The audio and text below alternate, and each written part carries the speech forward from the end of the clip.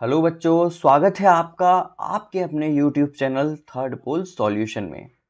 आज हम बात करेंगे 8th ग्रेड अभ्यास पुस्तिका सामाजिक विज्ञान कक्षा 6 के भाग 2 पृथ्वी हमारा आवाज़ भूगोल के अध्याय 2 के बारे में, जिसका नाम है ग्लोब, अक्षांश एवं देशांतर। तो चलिए बच्चों, प्रश्न नंबर 1 पर आते हैं। प्रश्न नंबर 1 है, स्थान अ ग्रीनविच से 15 डिग्री पश्चिम में स्थित है। अगर ग्रीनविच पर सुबह के 8 बजे हैं तो स्थान अ पर समय होगा। इसका उत्तर है ऑप्शन बी, सुबह 7, है ना। चलिए प्रश्न नंबर 2 पर आते हैं। प्रश्न नंबर 2 है, पृथ्वी को अपने अक्ष पर 1 डिग्री घूमने में समय लगता है। इसका उत्तर है ऑप्शन डी, 4 मिनट लगता है। प्रश्न नंबर 3 पर आते हैं। अगर भारत में प्रातः के 11 बजे हैं तो उस समय लंदन का समय होगा। इसका उत्तर है दोस्तों ऑप्शन ए, 4:30 बजे शाम। दोस्तों यहाँ पर ध्यान दें कि 2 बार 5:30 बजे प्रातः और शाम दोनों है, लेकिन मेरे हिसाब से जो मैंने रिसर्च करी है इसका उत्तर 4:30 बजे शाम होना चाहिए। अगर आपको कुछ और लगता है या आपका कोई और सजेशन है तो प्लीज़ कमेंट करें और हम इस पर चर्चा करके सही उत्तर लाने का प्रयास करेंगे।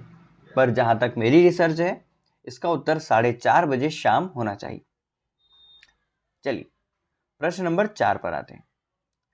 23 सही 1/2 उत्तरी अक्षांश से 23 सही 1/2 दक्षिणी अक्षांश के मध्य में ताप कटिबंध पाया जाता है। इसका उत्तर है ऑप्शन ए, उष्ण कटिबंध। प्रश्न नंबर 5 पर आते हैं। ग्लोब की 2 विशेषताएं लिखिए। इसका उत्तर है, पहला, ग्लोब पर महाद्वीपों तथा देशों, महासागरों की सही स्थिति दिखाई जाती है, और दूसरा, अक्षांशीय दशाओं को समझना आसान होता है। चलिए बच्चों प्रश्न नंबर 6 पर आते हैं। पृथ्वी का आकार ध्रुवों तथा मध्य में कैसा है? इसका उत्तर है, हमारी पृथ्वी गोलाकार नहीं है। यह उत्तरी तथा दक्षिणी ध्रुवों पर थोड़ी सी चपटी तथा मध्य में थोड़ी उभरी हुई है। प्रश्न नंबर 7, विषुवत रेखा तथा पृथ्वी को कौन से 2 बराबर भागों में बांटती है? फिर से रिपीट करता हूं, विषुवत रेखा पृथ्वी को कौन से 2 बराबर भागों में बांटती है? इसका उत्तर है, जो विषुवत रेखा है वह एक काल्पनिक वृत्त है जो पृथ्वी को 2 बराबर भागों में बांटती है। पृथ्वी के उत्तर में स्थित भाग उत्तरी गोलार्ध कहलाता है तथा दक्षिण में स्थित भाग दक्षिणी गोलार्ध कहलाता है। प्रश्न नंबर 8 पर आते हैं। पृथ्वी के ताप कटिबंधों के नाम लिखिए। इसका उत्तर है, पृथ्वी पर सूर्य की स्थिति के कारण ताप के विभिन्न क्षेत्र बनते हैं जिन्हें कटिबंध कहा जाता है। पृथ्वी के यह ताप कटिबंध निम्न है। पहला है उष्ण कटिबंध, इस क्षेत्र में सबसे अधिक ऊष्मा होती है। दूसरा है शीतोष्ण कटिबंध, इसमें मध्यम तापमान वाला क्षेत्र होता है। और तीसरा है शीत कटिबंध, इसमें बहुत अत्यधिक ठंड से पड़ती है, जैसे कि उत्तरीय ध्रुव। चलिए प्रश्न नंबर 9 पर आते हैं। ग्लोब पर खींचे गए समानांतर वृत्त क्या कहलाते हैं? वह इनकी संख्या कितनी है? इसका उत्तर है, विषुवत वृत्त से ध्रुवों तक स्थित सभी समानांतर वृत्तों को अक्षांश समानांतर रेखाएं कहा जाता है। विषुवत वृत्त 0 डिग्री उत्तरी ध्रुव, 90 डिग्री उत्तरी तथा दक्षिणी ध्रुव 90 डिग्री दक्षिण के अतिरिक्त 4 महत्वपूर्ण अक्षांश समानांतर रेखाएं और भी हैं। चलिए दोस्तों अगले प्रश्न पर आते हैं। प्रश्न नंबर 10, ग्लोब का चित्र बनाकर निम्नलिखित को दर्शाइए। दोस्तों मैंने प्रयास किया है कि मैं मेरी ड्राइंग और मेरी राइटिंग अच्छी नहीं है, पर मेरा ये प्रयास है कि मैं आपको मेरा 100% देने का प्रयास करूं। अगर कोई त्रुटि हो तो क्षमा कर देना। चलिए देखिए, यहाँ पर मैंने ग्लोब में उत्तरी ध्रुव, दक्षिणी ध्रुव, विषुवत रेखा, कर्क रेखा और मकर रेखा दर्शाने का प्रयास किया है।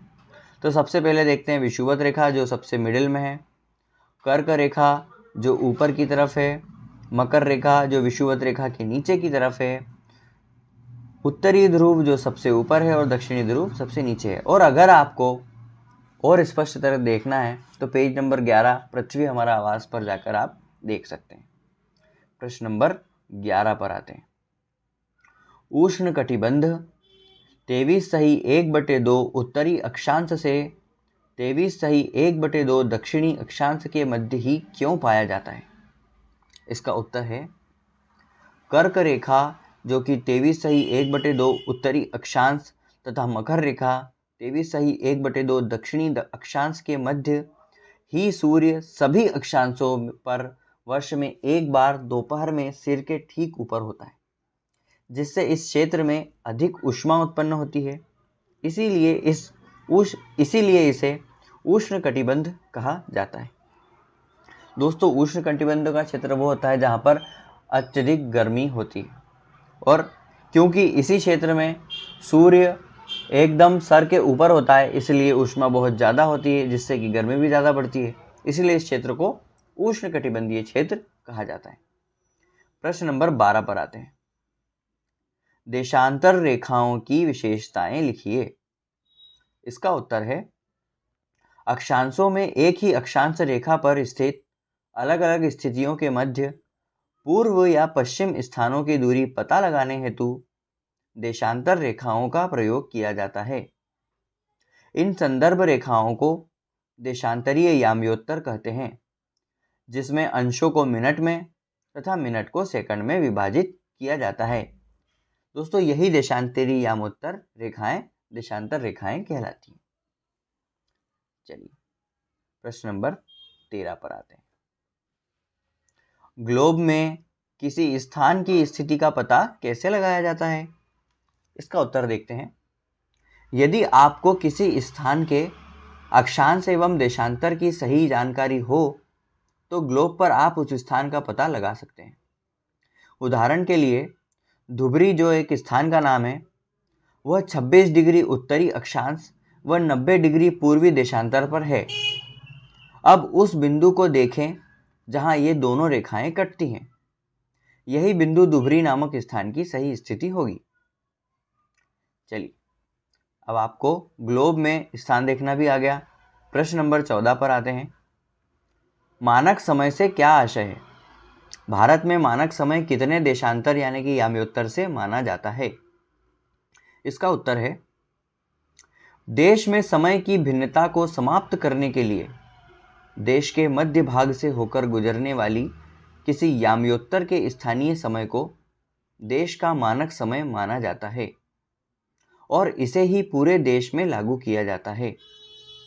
भारत में 82.1/2 डिग्री पूर्व यानी कि 82 डिग्री 30 मिनट पूर्व को मानक देशांतर याम्योत्तर माना जाता है, जिसे भारतीय समय मानक के नाम से भी जाना जाता है।